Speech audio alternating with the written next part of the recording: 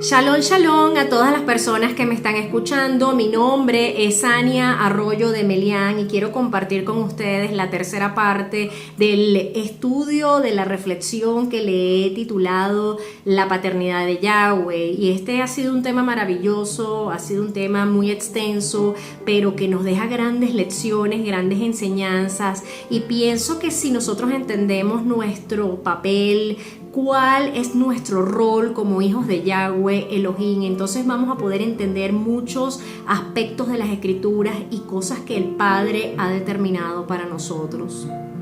Hemos estado hablando con respecto a la parábola del hijo perdido en Lucas 15, 20 al 24 y vamos a leer. Dice, así que se levantó el hijo perdido y fue a su padre. Cuando todavía estaba lejos, su padre lo vio y se llenó de compasión. Corrió y se echó sobre su cuello y lo besó. El hijo le dijo, Padre, he pecado contra el cielo y ante ti, y ya no soy digno de que me consideres hijo tuyo. Pero su padre les dijo a sus siervos, saquen enseguida el mejor vestido y vístanlo y pónganle un anillo en la mano y calzado en los pies. Traigan el ternero cebado y mátenlo, comamos y alegrémonos. Porque este hijo mío estaba muerto y ha vuelto a vivir, estaba perdido y lo hemos hallado, y comenzaron a festejar. En la parábola del hijo perdido vemos la acción que tiene el hijo cuando él se levanta y se dispone a regresar a su padre, porque la teshuvá o el arrepentimiento genuino y verdadero no se va a quedar en un romanticismo o en un sentimentalismo temporal, momentáneo, sino que más bien va a accionar. Es esa acción que hace que la persona vuelva a la fuente, vuelva al dador de la vida, cualquiera que fuera la condición en la cual se encuentre. Dice las escrituras que cuando aún el hijo estaba lejos, su padre lo vio, y esto denota que el padre estaba en una posición vigilante, estaba observando, estaba esperando, estaba alerta a que el hijo en cualquier momento regresara a casa. Y el hecho de estar expectante quería decir que el padre estaba en la mira de poder actuar en consecuencia. Y aquí quisiera detenerme un poco para poder regalarte unas palabras, y es que el hecho de estar expectante quiere decir que el padre estaba emocionado. Quiere decir que el padre estaba impaciente, que el padre estaba ansioso, que estaba deseoso, que estaba ilusionado, manifestando la inquietud que es propia de la espera. Porque el padre amaba a sus dos hijos. El padre extrañaba a su hijo perdido, el padre estaba enfocado en ese hijo que se había ido, estaba esperanzado de que algún día ese hijo volviera a casa. Y esta es la evidencia de un amor sin límites y de un amor que es incondicional, que supera todo el pensamiento, que supera pues toda expectativa. Ese padre fue movido a compasión, y la palabra compasión en hebreo es rajen, y es la acción y efecto de compadecerse por las miserias de aquellos que sufren. El padre se emocionó y se conmovió desde lo más profundo, y cuando vio a su hijo perdido venir a él en estado de teshuvá, arrepentido, acongojado, compungido, con esa sensación de indigno, que es la única que realmente denota que hay un verdadero arrepentimiento en las personas. Entonces ese padre fue al encuentro de ese hijo. Yohanan o Juan 6:37 dice Yeshua, todos los que el Padre me dé vendrán a mí, y los que vengan a mí no los echaré afuera.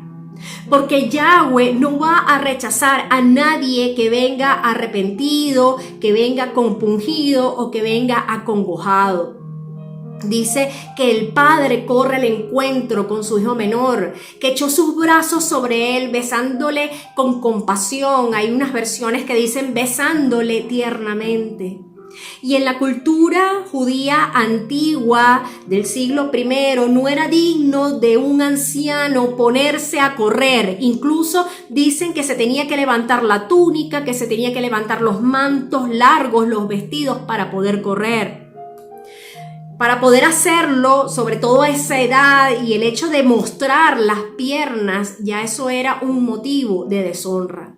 Y este es otro comportamiento del padre que Yeshua menciona en su parábola, en su enseñanza, manifestando pues un comportamiento que es poco convencional. Es posible que sea la primera vez que se presenta en las escrituras al Padre, quien representa a Yahweh, donde Yeshua expone que Yahweh corre al encuentro de su hijo perdido. El padre, expectante, emocionado, ansioso, inquieto, corre y se apresura para recibir a su hijo. El amor del padre pasó por encima de todo pensamiento, por encima de la deshonra, por encima del oprobio, por encima de la vergüenza, de la reputación, y corrió al encuentro de su hijo menor porque su amor era más grande que cualquier otra cosa. Recordemos que hay un pasaje en Devarim o en Deuteronomio 21, 18 al 21, que dice que si un hombre tiene un hijo que es testarudo, que es rebelde, que no obedece lo que dice su padre o lo que dice su madre, y aún después de que ellos lo disciplinen, ese hijo rehúsa prestarles atención, entonces su padre o su madre lo agarrarán y lo sacarán a los ancianos del pueblo, a la comunidad judía, a la puerta de ese lugar, y dirán a los ancianos de su pueblo: este hijo mío es testarudo, es rebelde, él no hace caso, él no presta atención, vive salvajemente, se emborracha, es desordenado. Y entonces todos los hombres del pueblo lo apedrearán de muerte. Y de esta forma entonces se pondría fin a esa perversidad, y todo Israel oiría esto y sentiría temor. Entonces el padre no solamente corrió al encuentro de su hijo para abrazarlo y recibirlo, el padre corrió antes que la comunidad de Israel se diera cuenta de lo que estaba pasando, porque ese padre sabía que su hijo corría peligro y corría el riesgo de ser apedreado o lapidado. Entonces, antes de que alguien se diera cuenta de la situación, de lo que estaba pasando, el padre corrió al encuentro de su hijo para resguardarlo, para custodiarlo, para protegerlo. Por otro lado, dice que el padre echó sus brazos sobre el hijo, besándole tiernamente o besándole con compasión, movido por compasión. Y dar un beso era lo apropiado en cuanto al trato de un miembro familiar.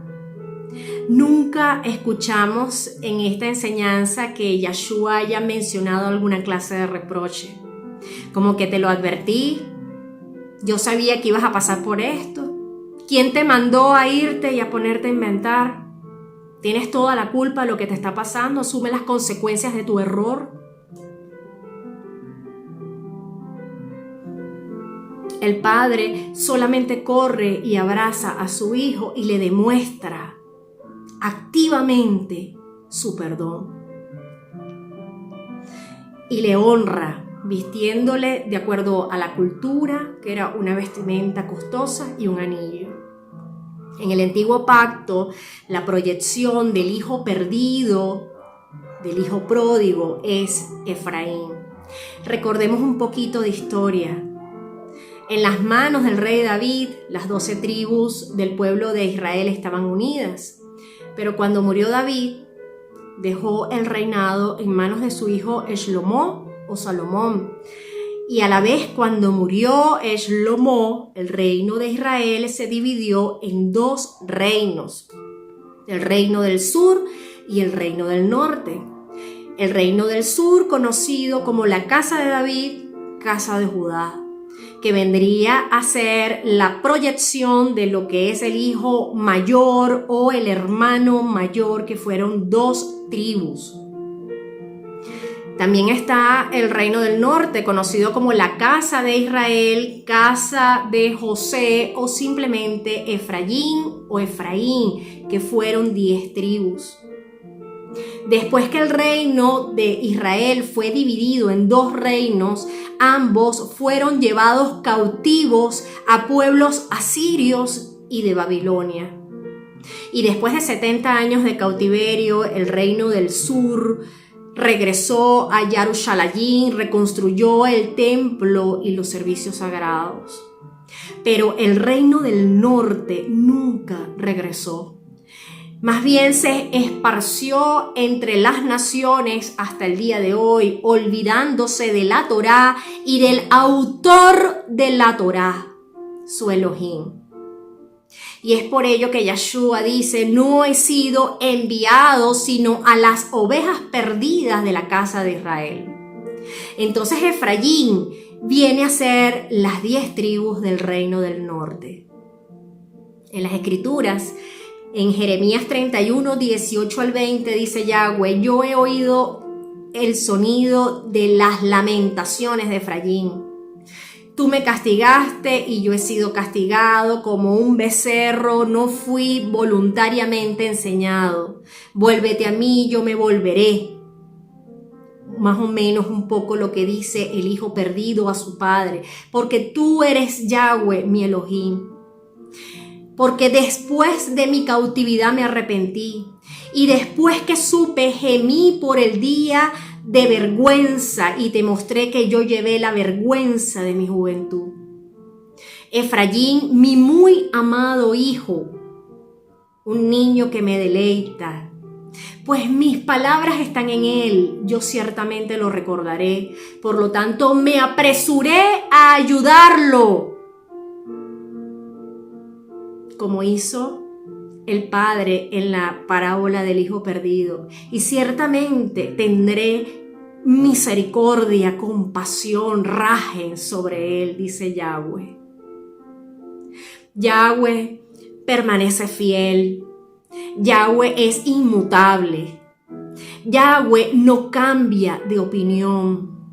Yahweh no se mueve de lo que él ha dicho. Su amor no puede ser alterado porque él no depende de nosotros. Somos nosotros los que dependemos de él. En Yohanan Aleph o Primera de Juan 3:1 dice: miren qué amor ha derramado el Padre sobre nosotros, permitiendo que seamos llamados hijos de Yahweh, porque eso es lo que somos. La razón por la cual el mundo no nos conoce es porque no lo conoció a él. El amor del Padre es tan grande que nos hace parte de su pueblo, nos hace parte de su cuerpo, nos hace parte de su familia y además nos da identidad.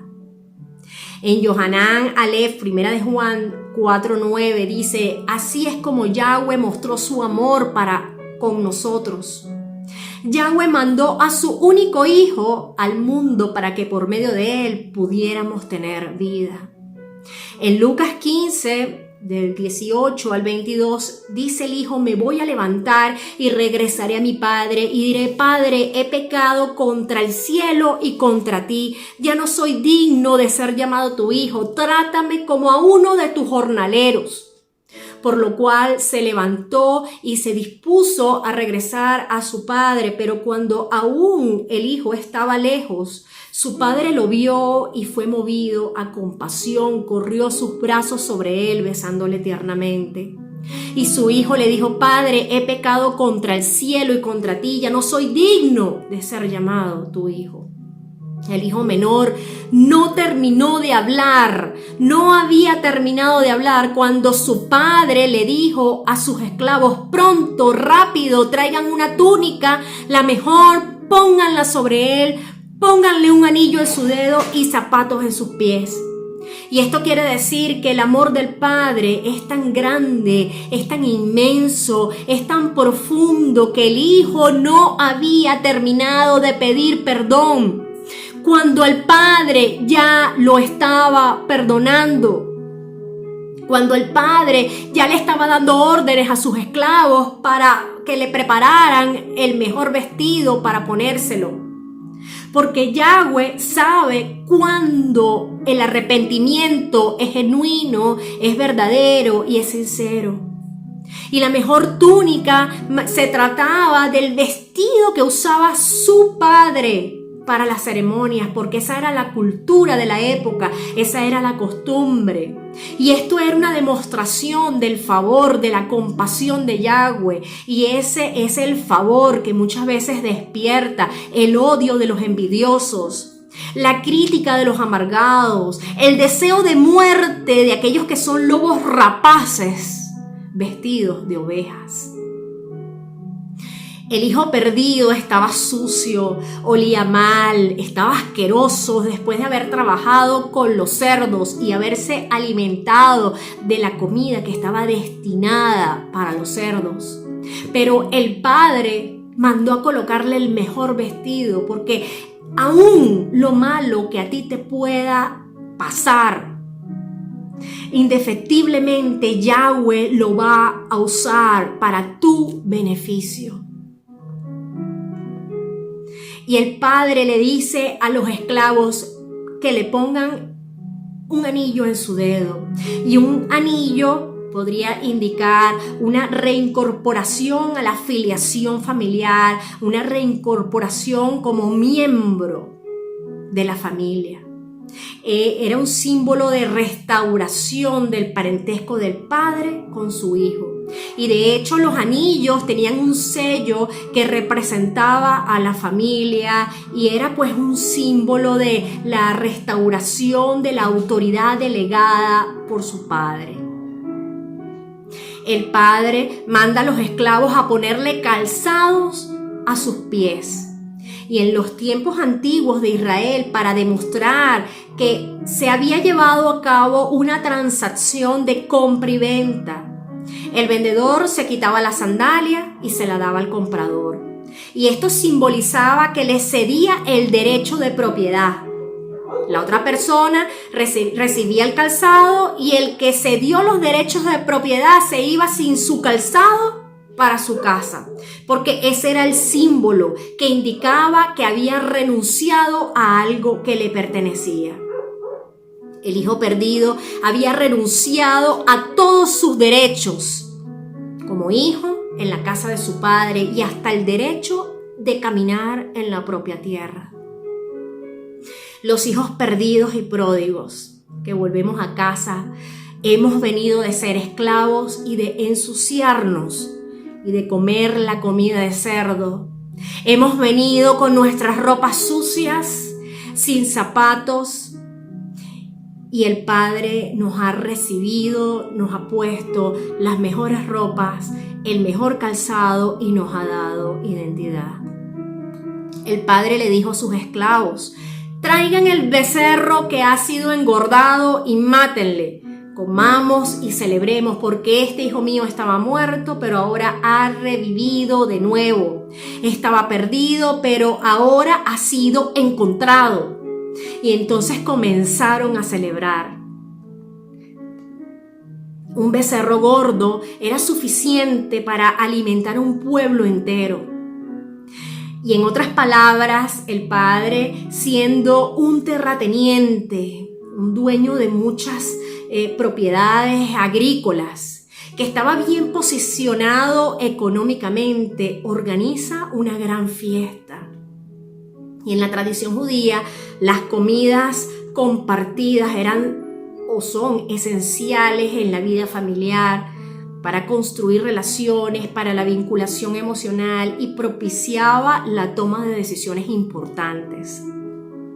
Entonces, era una gran fiesta porque el padre estaba gozoso de recibir a su hijo y aparte de eso le pidió a los siervos, a los servidores, a sus esclavos un becerro engordado, que nada más con eso podía abastecer a todo el pueblo. Y era una fiesta donde no solamente estaban los hijos, sino que estaba involucrada toda la comunidad judía. Quienes, lejos de apedrear al hijo, más bien celebraron juntos su regreso. Y lo maravilloso de esto es que Yeshua no le puso fin a esta parábola. Más bien, él termina diciendo, el padre le dice al hijo mayor, teníamos que celebrar y alegrarnos, porque este hermano tuyo estaba muerto y ha regresado a la vida, estaba perdido y ha sido encontrado. Y el Padre ha dispuesto para nosotros, que somos ese Efraín, que fuimos ese hijo perdido, ese hijo pródigo. El Padre ha dispuesto una celebración que no termina, porque a nuestro Padre les gustan las fiestas. Y celebramos fiestas para Yahweh, porque Yeshua nos ha hecho libres. Nos ha dado la verdadera libertad. Y por medio de esta parábola del hijo perdido, Yeshua nos muestra la forma para poder llegar al Padre. Shalom, Ubrahot, paz y bendiciones para todos.